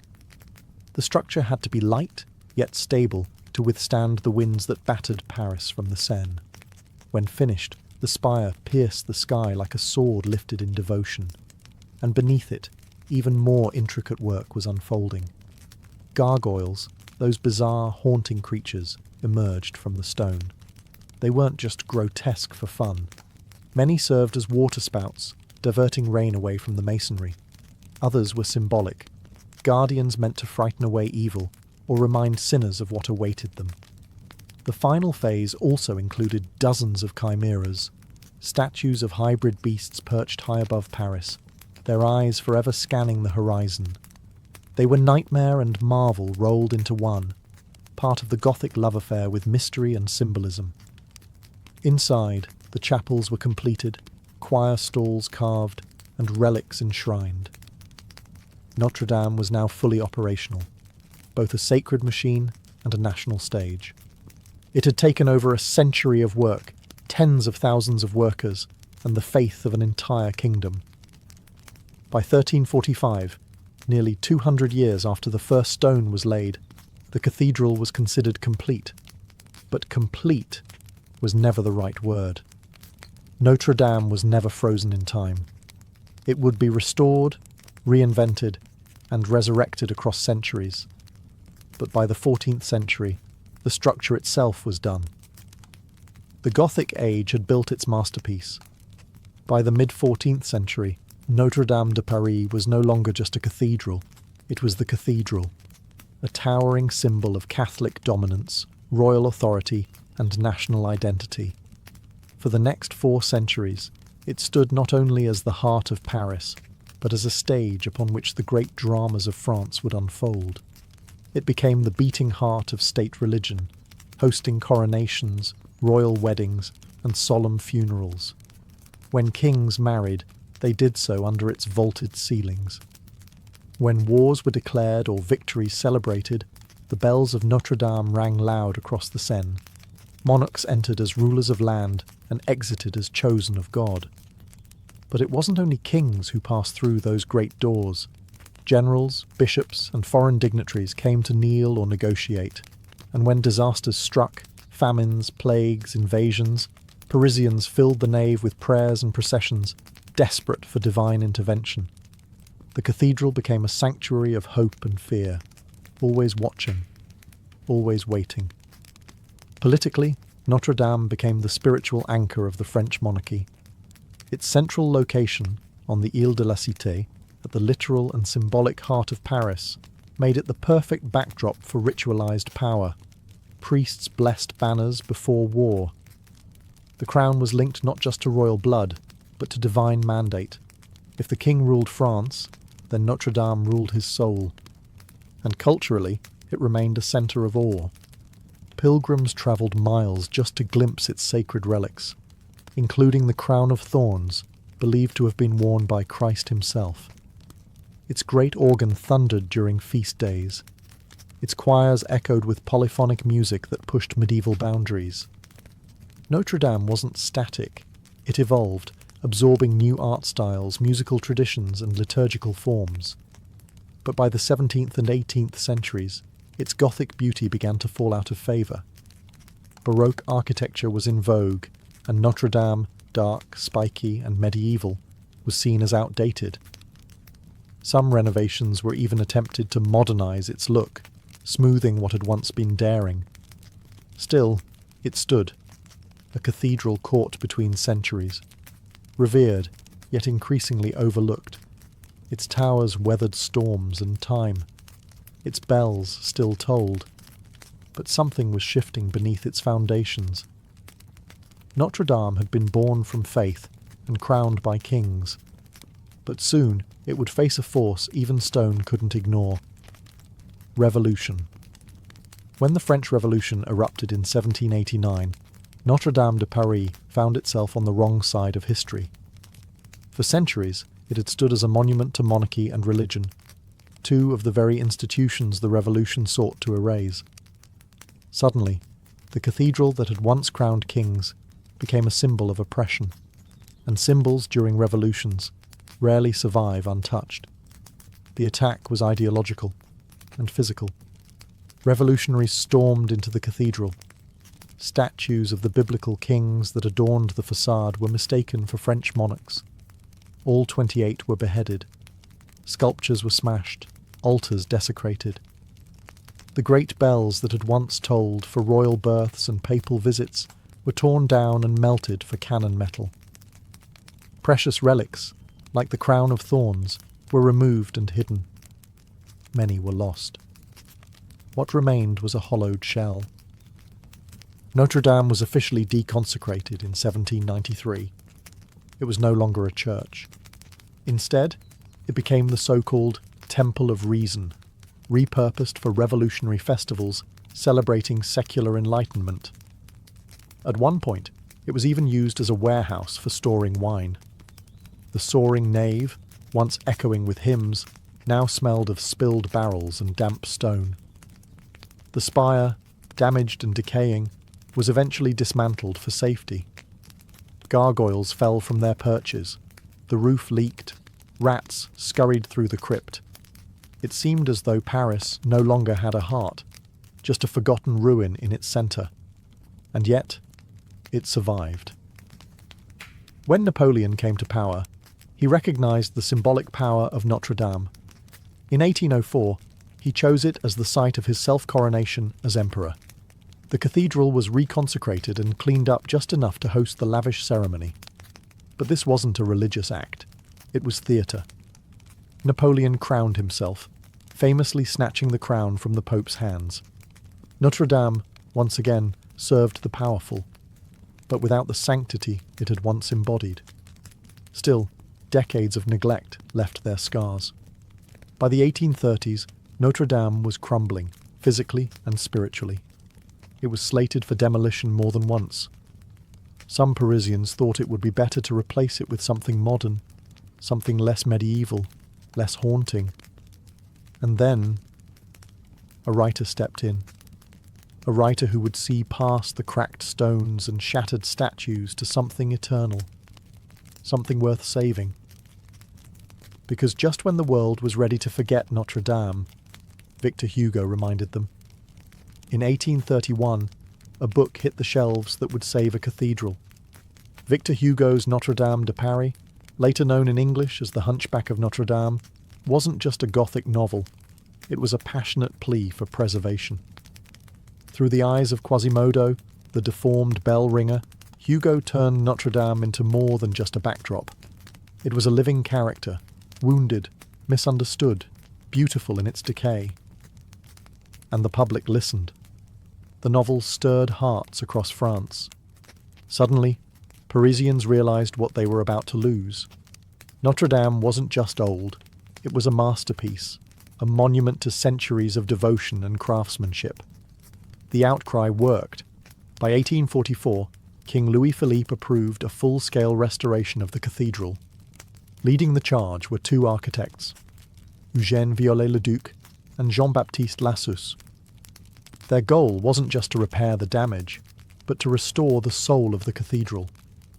They replaced eroded statues, rebuilt the Gallery of Kings, and reimagined the spire that had been removed during the Revolution. This new spire, designed by Viollet-le-Duc, would rise 96 metres above the ground, taller and more ornate than the original. It would become one of the most iconic silhouettes in Europe. Throughout the 19th and 20th centuries, Notre Dame returned to its rightful place, at the spiritual and cultural centre of Paris. It hosted masses, witnessed liberation ceremonies, and welcomed millions of visitors. It survived 2 world wars. During the Nazi occupation, its bells remained silent. When Paris was finally liberated in 1944, they rang out in triumph, But tragedy would strike again. On April 15, 2019, a fire broke out beneath the roof. Within minutes, flames engulfed the wooden lattice known as the forest, some beams dating back to the 13th century. The fire raged for hours. The roof collapsed. The 19th century spire fell in a plume of smoke. The world watched in horror as one of humanity's greatest monuments seemed to vanish in real time. And yet, once again, it survived. The stone towers stood firm. The rose windows endured. The relics were saved. And the people of France, along with the world, vowed to rebuild. Notre Dame has always been more than architecture. It is memory, identity, resilience, a church, a symbol, a survivor. And in every stone that rises from its ashes, it reminds us faith and beauty can be reborn. She was born in 1775 in the Guangdong province of China. Her birth name was never recorded. History would come to know her simply as Zheng Yi Sao, wife of Zheng Yi. But what she did with that name would shake empires. In her early years, she was a prostitute aboard a Cantonese floating brothel, a common reality for poor girls in 18th century coastal China. These so-called flower boats catered to merchants, naval officers, and pirates. But she wasn't like the others.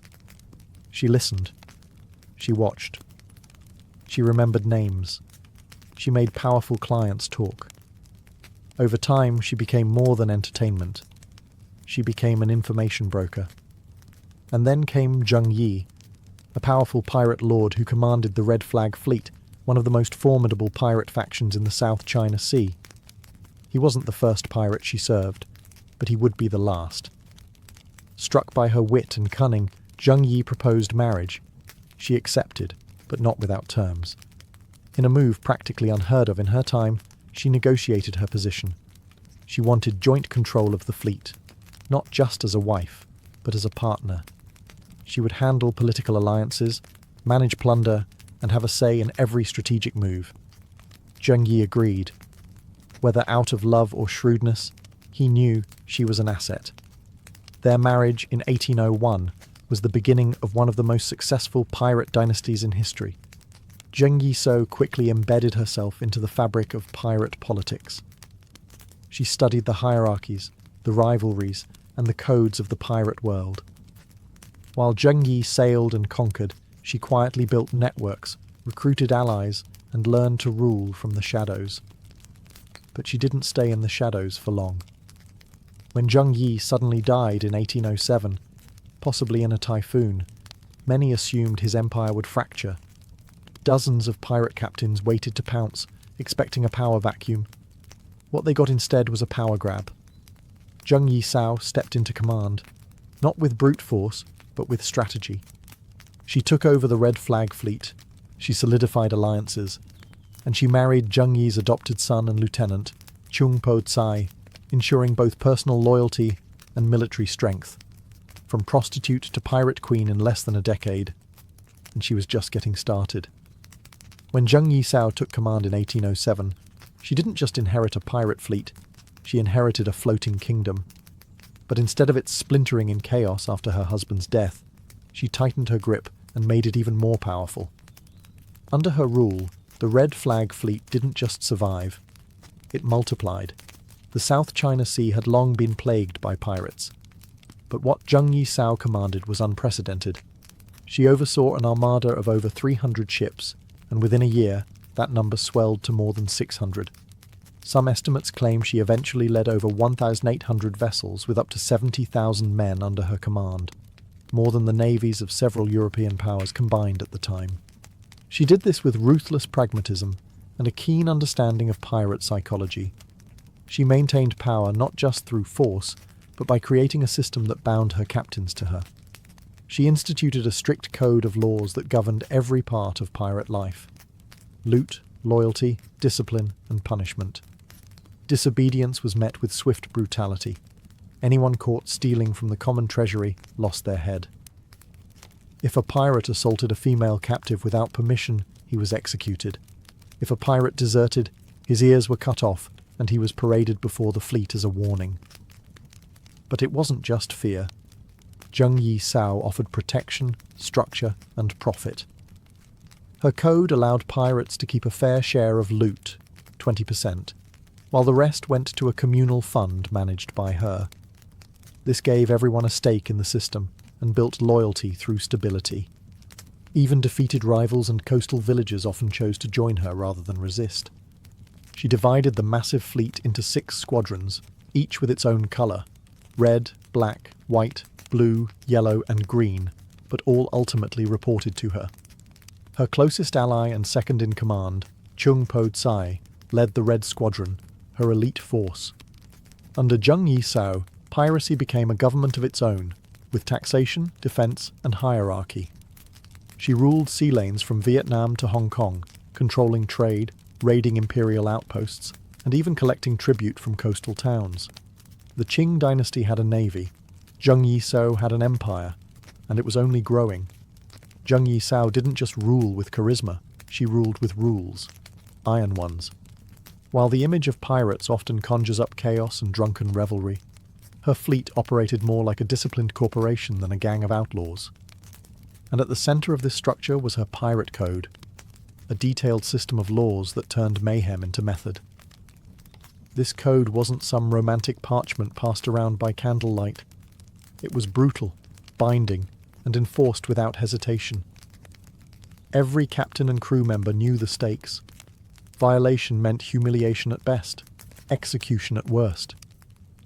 One of the most infamous rules governed the division of spoils. After a raid, all loot had to be presented to the fleet's central storehouse. The pirate responsible received a 20% cut, while the rest went into the collective pool. That pool, controlled by Zheng Yisao and her officers, was used for fleet maintenance, widow pensions, bribes, and emergency funds. Stealing from the collective wasn't just frowned upon, it was punishable by death. Then came discipline. Disobedience in battle was a serious offence. Cowards who abandoned their squadron or disobeyed orders could be flogged, executed, or thrown into the sea. Desertion? Immediate decapitation. The code even addressed relationships. If a pirate kidnapped a woman, he was required to treat her with respect. Sexual assault was grounds for execution by beheading. She wasn't interested in chaos. She was interested in control, and the code gave her that. It created a reliable system where pirates knew the rules, the consequences, and their share. It bound loyalty not just to Zheng Yisao as a leader, but to the system she embodied. Incredibly, she allowed prisoners and coastal civilians to join her forces. In exchange, they had to swear loyalty to her code. Many did. Some joined out of fear, others out of admiration. Some simply understood that under Zheng Yisao, piracy was safer, more profitable, and strangely, more fair than life under the corrupt Qing authorities. Her laws extended beyond the decks of ships. Coastal villages under her protection paid tribute in exchange for safety and autonomy. Those who resisted were burned to the ground. Those who complied became part of her growing empire. She wasn't just a pirate. She was a sovereign. And her code was law.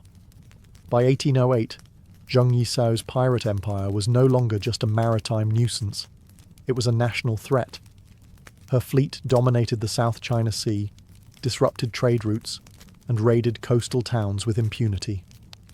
The Qing dynasty, embarrassed and overwhelmed, was forced to act, but they weren't ready for what they were up against. The Imperial Navy launched a campaign to crush the pirates, sending multiple warships to hunt down Zheng Yisao's fleet. What followed was not a series of quick victories, but a humiliating display of imperial incompetence. Time and again, the Navy was outmaneuvered, outgunned, and outclassed by Zheng Yisao's forces. She knew the waters better than anyone. She used weather patterns, island cover, and shallow tides to trap heavier Qing ships. Her sailors could fight in coordinated units, switch vessels mid-battle, and lure enemies into ambushes with terrifying precision. On more than one occasion, entire Qing squadrons were captured, their ships absorbed into the Red Flag fleet. And morale? the difference was staggering. While imperial officers were often corrupt, underpaid or cowardly, Zheng Yisao's men were well organized and fiercely loyal, bound by her code and rewarded for victory. As the battles dragged on, the Qing dynasty's desperation became obvious. They appealed to European powers, namely the Portuguese and the British, to assist in naval engagements. These foreign navies had more advanced ships and firepower, but they lacked the local knowledge and unity of purpose that Zheng Yisao's armada possessed. Still, the pressure mounted. By 1809, a coalition of Qing, Portuguese and Cantonese forces surrounded parts of her fleet. Yet even then, she fought them off, retreating strategically and launching counterattacks that stunned her enemies. She wasn't just surviving, she was humiliating the empire. But the war was costly. Sustained conflict drained resources and exhausted men. Even pirate empires can't endure war forever. And while she remained unbeaten at sea, Zheng Yisao understood something crucial. Sometimes, power isn't about winning every fight. Sometimes, it's about knowing when to walk away, with everything intact. She had no intention of dying at sea or being dragged in chains to a Qing court. She had a different plan, one that would leave even her enemies stunned. By 1810, Zheng Yisao had done the impossible.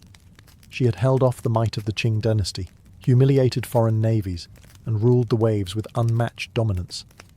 But she was also a realist.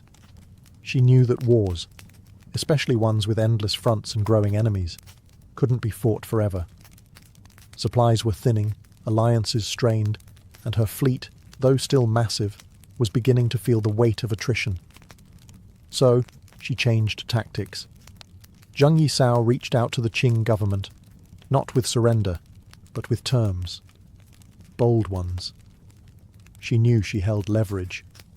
The Qing had failed to beat her militarily. Their own citizens feared her more than they respected the empire.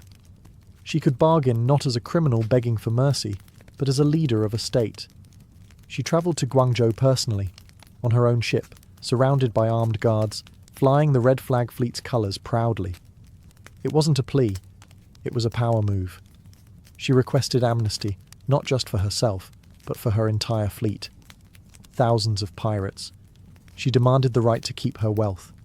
She even insisted her second-in-command and husband, Chung Po-tsai, be given a military rank in the Qing Navy. The government was stunned, but the truth was, they were tired too. The empire couldn't afford another costly, drawn-out campaign. So, in a moment of rare pragmatism, they agreed. Zheng Yisao surrendered with style. On April 18, 1810, she led over 17,000 pirates, men, women and children, into the city, not in chains, but in procession. Over 200 ships were handed over, weapons laid down ceremonially, and the entire pirate confederation disbanded without a drop of blood spilled. No trials, no executions, no forfeiture of wealth. Chung Po-tsai was granted a captaincy in the Qing Navy. Zheng Yisao retired as a free woman, untouched, undefeated, and still immensely rich. In a world where most pirate stories end in betrayal or death, Zheng Yisao's ended with negotiation and retirement. She had played the game perfectly, first with cannons, then with words. And as her red banners came down, her legend was only beginning to rise. Most pirate stories end in blood, gallows, or obscurity. But Zheng Yisao didn't just escape that fate, she built a second life from it. After negotiating the greatest pirate surrender in history, she walked away not as a fugitive, but as a respected, wealthy woman with her legacy intact. In 1810, after the surrender of her fleet, she settled in Canton, modern-day Guangzhou, with her husband Chung Po-tsai, who now served as a captain in the Qing Navy. The transition from pirate queen to respectable citizen might seem absurd, but for Zheng Yisao, it was just another act of calculated survival. She lived openly, even comfortably, and the Qing authorities largely left her alone. Rather than fading into obscurity, she quietly became a businesswoman. She opened a gambling house and an opium smuggling operation, technically illegal, but largely overlooked due to her influence. She wasn't out to build another empire, but she had no intention of being forgotten either. She kept her connections, protected her wealth, and lived on her terms. Her marriage to Chung Po Tsai endured, and together they raised a family. While he continued serving the Qing Navy, hunting down pirates ironically similar to their past selves, Zheng Yisao focused on their business interests. She moved in elite circles, consulted on maritime affairs, and remained a legendary figure among sailors and traders throughout the South China coast. What's extraordinary isn't just that she lived, it's how she lived. She broke every mold her society had for women. Born poor, sold into prostitution, she clawed her way to the top of a male-dominated criminal world. Then, instead of dying in battle or on the scaffold, she retired peacefully and died of old age in 1844, at the age of 69. She didn't seek redemption. She didn't need it. Her life was the ultimate act of defiance, a living rebuttal to every law, custom, and expectation set before her. In a time when women were barely allowed to speak in public, Zheng Yisao commanded fleets, dictated treaties, and negotiated with emperors. And then, she walked away richer and freer than any pirate in history. Her sails lowered, her cannons quiet, yet her legend still echoed across the sea. History remembers pirates like Blackbeard, Bartholomew Roberts, and Henry Morgan, men who roamed the Caribbean, sowed chaos, and met violent ends. But in the shadow of their infamy stands Zheng Yisao, not only as their equal, but as someone who surpassed them by almost every measure. She didn't captain a handful of ships. She commanded entire fleets. She didn't plunder a few coastal towns. She controlled entire regions of the sea. And she didn't die on the gallows or in a gunfight. She negotiated her way out of piracy and into peace. Among the pantheon of pirate legends, she remains the most successful and least understood. But make no mistake, her success wasn't just luck or ruthlessness. It was strategy, intellect, and a deep understanding of power. She was a tactician, a politician, and a psychologist. She knew how to keep loyalty through fear, yes, but also through order, reward, and a carefully crafted system. And what made her truly exceptional was the fact that she achieved all of this as a woman in Qing-era China, a society steeped in Confucian ideals that confined women to silence and servitude. Women weren't expected to lead in the marketplace, much less on the high seas. Zheng Yisao didn't just challenge that norm, she shattered it. She earned the respect of hardened pirate captains, forced the Qing dynasty to the negotiating table, and ended her life as a business owner and matriarch. She wasn't dependent on a man's legacy. She took it, expanded it, and made it her own. In popular memory, she remains something of a phantom, less famous than her male counterparts, less romanticized in Western literature, and often omitted from mainstream history. But within maritime circles and Chinese coastal lore, she is spoken of with awe. The Red Flag fleet may have vanished, its sails lowered for good, but the memory of Zheng Yisao lingers like a ghost ship, silent, untouchable, and larger than life. Not just a pirate, not just a woman, but a legend that made empires kneel. And in a world ruled by men, she didn't ask for a place at the table. She took the entire ocean. Despite commanding the largest pirate fleet the world has ever seen, Zheng Yisao remains strangely absent from most mainstream history books. Her legacy, though immense, has been obscured, overshadowed by Western pirate myths, and buried beneath layers of colonial bias, gender prejudice, and political discomfort. Why? Because her story doesn't fit the traditional mold. She wasn't a tragic anti-hero like Blackbeard. She didn't die in battle. She wasn't European.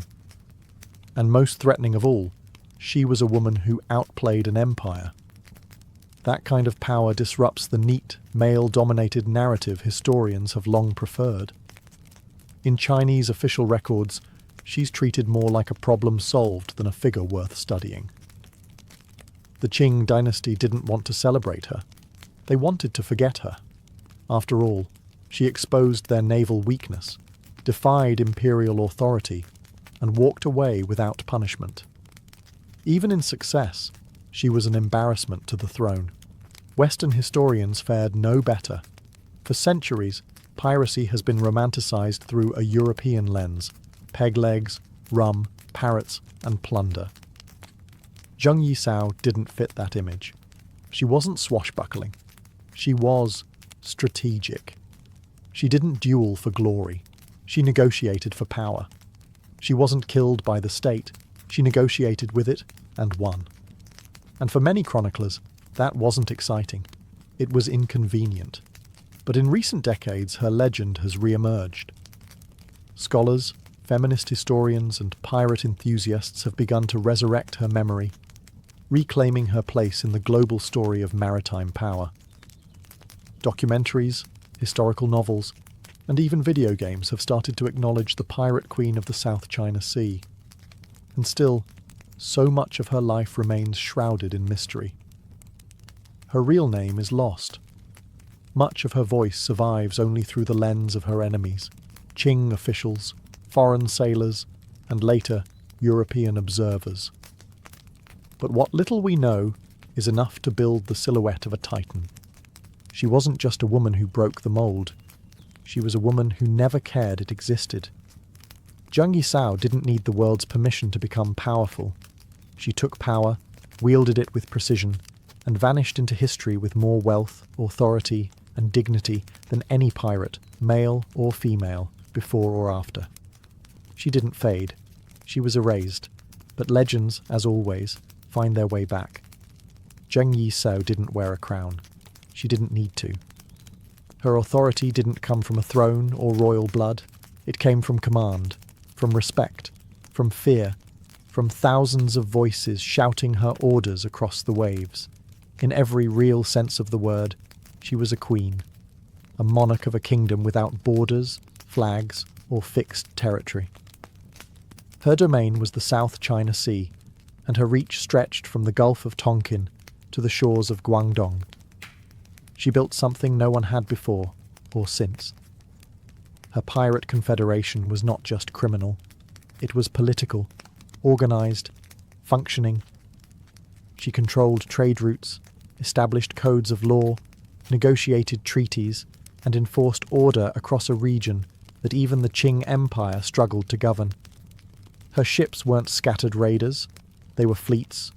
Her captains weren't freelancers, they were officers. Her people weren't rogues, they were citizens of a floating nation. And yet, what makes her legacy truly unmatched is not just her rise, but her exit. Most pirate stories end in fire and rope. Zheng Yisao's ended in negotiation, retirement, and wealth. She didn't go down with her ship. She stepped off it, unscathed, unbowed, and still holding the purse strings. By the time she died in 1844, she had done what no pirate, no emperor, no general had done before. She walked away from absolute power by choice and kept her legend intact. Today, few monuments bear her name. No palace, no statue in the square, but her presence haunts the South China Sea like a storm cloud that never left. In the whispers of sailors, in the ink of rebel women, in the hearts of those who understand that leadership is not about birthright, but about will. Zheng Yisao was proof that greatness doesn't ask permission, that even in a world built to silence women, one voice, sharp, strategic, and unyielding, can command an empire. She ruled without apology, she fought without hesitation, and she retired without defeat. Not a myth, not a legend, but a woman who conquered the sea, and walked away before it could take her. Her sails are gone, but her shadow still stretches across the waves.